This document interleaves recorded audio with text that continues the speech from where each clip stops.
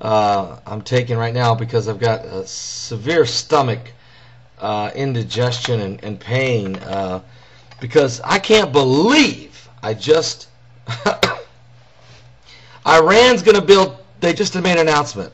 Iran just announced it's going to build 10 new nuclear plants, new facilities, 10 new facilities. Make the announcement today, and we're going to put them, nestle them into the mountains there, and we can also do enrichment there of uranium. So starting March 1st, we're going to go ahead and just make that happen.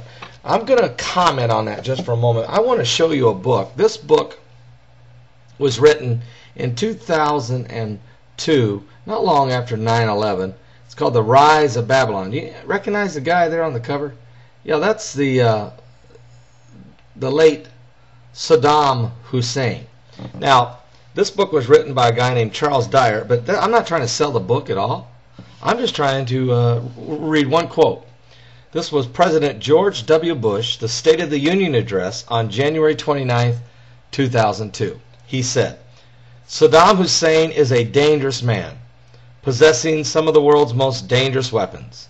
It is incumbent upon the freedom-loving nations to hold him accountable, which is precisely what the United States of America will do." Well, he said it. We did it. It's done. Remember Houday and Qusay? Remember they got their, I don't know, I think they each got shot with like 17 or 18 bullets apiece. All of the Al-Qaeda guys got wiped out. And yeah, Saddam was in a spider hole, hiding in a farm when United States soldiers pulled him out by the hair of the head. And it wasn't long ago that the Iranian people held a trial and hung him. Yeah, his 39 palaces and his power is over. I say all that to say this. Ahmadinejad. Ahmadinejad. Do you understand flaunting this very thing, this deal you're striking with Russia that you're going to receive all this enriched uranium on the 21st of August? This proclamation of 10 new nuclear power plants, this daily ranting and raving of blowing Jerusalem off the face of the map, this constant irritation and pressure that you're putting upon the world community, defying the United Nations. I mean, you just keep doing these things. I mean, look, I'm going to read this real quick.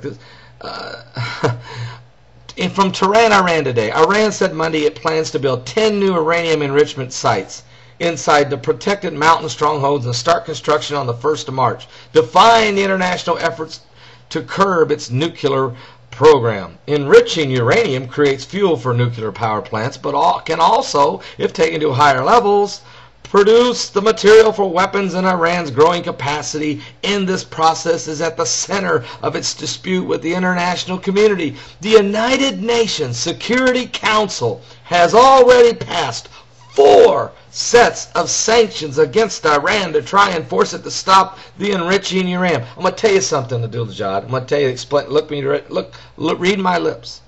Saddam Hussein did this 18 times. He completely violated the United Nations sanctions 18 times.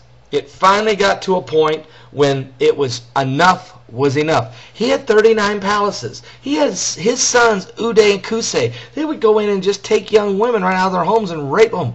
They put people in prison and would butcher them. These people were tyrants. They were dictators. They were bloodthirsty murderers, and they flaunted their power, and they never dreamed that they would be eliminated from the world stage. And neither does Ahmadinejad. He doesn't dream it.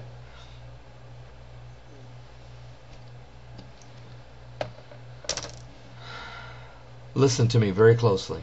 We're nearing the end of time, and you are nothing on the world stage. Nothing. I'm Paul Begley. I went too long. I went over 5 minutes on this video. I'm taking Tums for my stomach. And I don't want to hear any comments about, you know, cut down on the cheeseburgers or you know, do this or that. I'm tired of people. When you can't debate with me, when you no longer can keep up with the conversation, when all you can do is call me names and throw off on my weight and talk about my hair or whatever else you want to talk about. Get realistic. Saddam never did get serious. Well, until the day they jerked him out by the hair of the head out of a spider hole. You know, some old boots, redneck boys from South Carolina jerked his head out of there and said, no longer are you in power. I'm Paul Begley, and I'm reporting.